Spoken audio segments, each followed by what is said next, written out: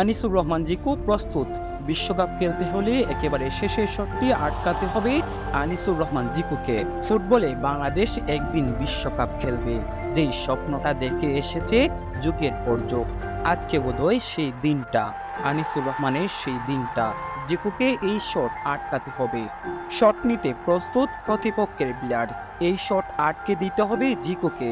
আমাদের দীর্ঘদিনের স্বপ্ন আজ বোধহয় পূরণ হতে চলছে।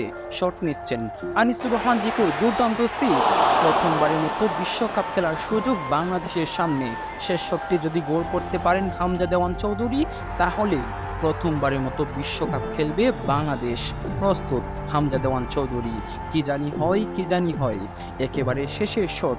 বাংলাদেশকে বিশ্বকাপ খেলতে হলে এই শটে গোল আদায় করে নিতে হবে। চৌধুরী সাহেব প্রস্তুত। টিভির সামনে কোটি ভক্তের অপেক্ষা। শেষ শটে গোল আদায় করে নিতে হবে চৌধুরী সাহেবকে। প্রস্তুত, শট নিচ্ছেন চৌধুরী সাহেবের। শটে কি হবে দুর্দান্ত শট, এবং বাংলাদেশ প্রথমবারের মতো ফুটবল বিশ্বকাপে খেলার সুযোগ করে নিল।